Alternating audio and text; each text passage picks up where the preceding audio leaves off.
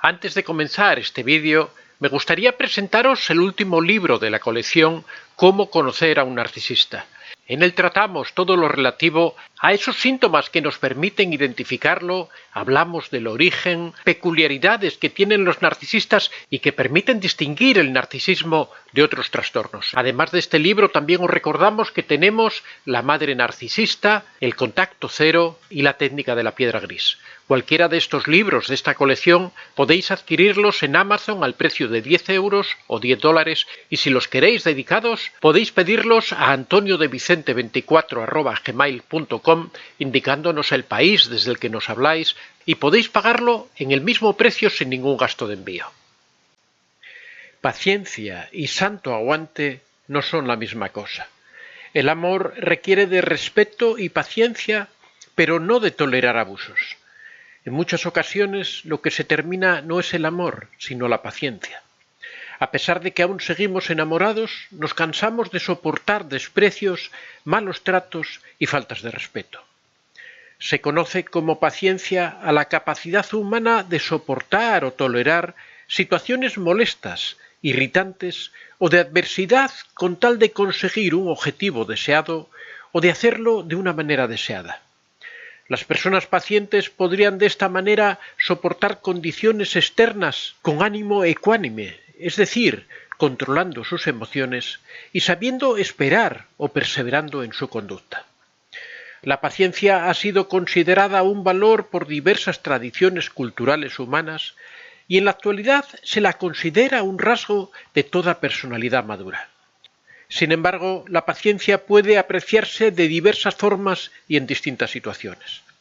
En primer lugar, podemos tener una paciencia como perseverancia, el talento para resistir en situaciones de lentitud, de opresión o de espera prolongada, como pueden ser los trámites burocráticos, las salas de espera en el médico o el retardo de un medio de transporte, pueden ser algunas de las formas principales de paciencia.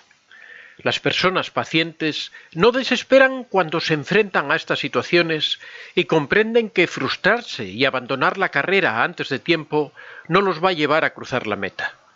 En cambio, insistir en su cometido a pesar de lo molesto de la espera, eventualmente les dará lo que persiguen. En segundo lugar, la paciencia como tolerancia. Otra forma valiosa de paciencia es la que se exhibe ante conductas irritantes, molestas o contrarias de otros individuos. En lugar de rabiar, molestarse o emprender peleas inútiles que por lo general no resuelven nada, las personas pacientes pueden tolerar el disenso, dejar que los demás se expresen a pesar de no estar de acuerdo o incluso esperar el momento adecuado para opinar a su vez. De esta forma, la paciencia puede llevar también a la asertividad. Y en tercer lugar, la paciencia como autocontrol. Otro caso emblemático de paciencia es el que se da cuando nos vemos forzados a postergar algo que deseamos mucho, cuando no se nos revela de inmediato una información o nos hallamos en una situación estresante, violenta o aterradora. La paciencia puede entonces imponerse como método y permitirnos llegar con la cabeza fría al mejor camino hacia nuestro objetivo. Es decir, la paciencia puede consistir en aguardar por el momento perfecto para cometer una acción deseada. Pero a veces no es el amor lo que se termina, sino que es la paciencia. Esa que dicen que es una santa porque resiste vientos y mareas y siempre acaba dando más de lo que debería.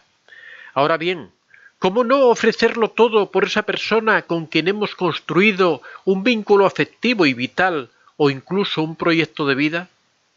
Está claro que queda justificado el que cedamos en ocasiones más de la cuenta, que perdonemos hoy, mañana y pasado y que esperemos un poco más con la esperanza de que las cosas mejoren. Pero en ocasiones la realidad acaba cayendo por su propio peso para abrirnos los ojos. El amor requiere de paciencia hasta un límite, pero no debemos sobrepasarlo. Nuestro corazón no puede borrar de la noche a la mañana lo que siente, pero cuando se pierde la paciencia, uno empieza ya a quitarse una tras otra todas las vendas que lo cegaban. Hay quien dice que la paciencia es una virtud, Pero está claro que esta dimensión no puede aplicarse a todos los ámbitos y que además debe tener unos límites. No podemos pasar una vida entera siendo pacientes, viendo cómo se vulneran nuestros derechos, nuestras necesidades como seres que necesitan reciprocidad, cuidado, afectos y reconocimiento. El amor requiere compromiso, voluntad y paciencia, pero hasta cierto punto. La paciencia en el amor no es lo mismo que la pasividad. Tal y como indicaba antes, a menudo suele definirse el concepto de paciencia como una virtud. La paciencia es la facultad que tenemos las personas para posponer aquello que nos aporta satisfacción, porque pensamos que esa espera nos traerá cosas mejores. También se define la paciencia como una habilidad, la que tenemos para tolerar las situaciones desfavorables ante las cuales podemos tener o no tener el control. Ahora bien, cuando hablamos de amor, es necesario que mantengamos siempre el timón de nuestra propia realidad.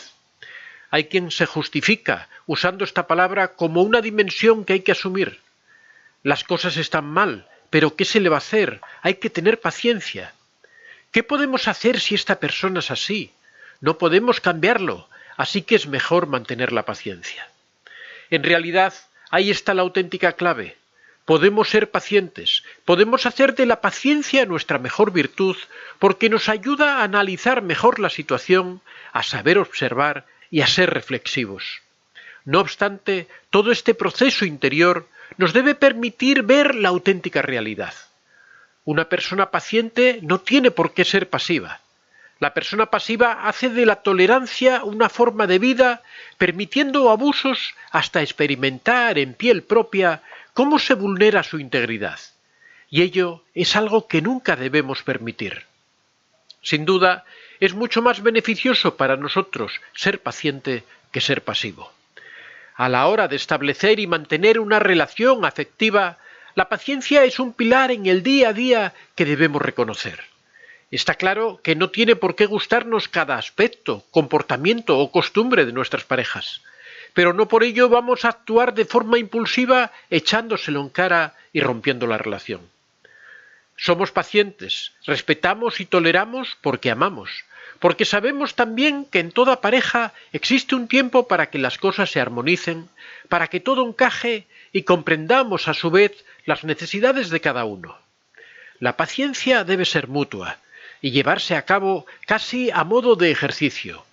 Yo soy paciente contigo porque te respeto y te quiero, porque te reconozco como persona y sé que amar no es solo buscar las coincidencias, sino respetar también las diferencias. Ahora bien, la paciencia requiere a su vez claridad emocional. Debemos saber dónde están los límites y comprender en qué momento se vulneran como persona, como miembros de una relación afectiva. No hay que ser pasivos ante las exigencias cargadas de egoísmo, ante la posición de priorizarse uno por encima del otro. No hay que cerrar los ojos a las carencias, ni ser impasibles al dolor emocional que nos provocan los vacíos, los desprecios o ese maltrato sutil ejercido a través de palabras envenenadas. Es aquí donde la paciencia se debe terminar, descorrer su velo para ver la verdad. Cuando se termina la paciencia, llega la decepción, porque ya somos conscientes de nuestra realidad en todos sus matices. Eso no significa que debamos romper al instante esa relación de forma obligatoria si aún seguimos amando a la persona. Es momento de hablar, de poner en alto cuál es la situación y decir lo que sientes y lo que necesitas. No se trata de evadir el problema. Si ese compromiso nos importa, daremos todo lo que nos sea posible para mantenerlo. Para que una relación prospere o sane esas carencias que nos hacen daño, el esfuerzo ha de ser mutuo. En el instante en que uno ofrece más y el otro solo invierte sus propias excusas, la paciencia se acaba perdiendo por completo y con ella la decepción se convierte en un abismo insondable e insuperable.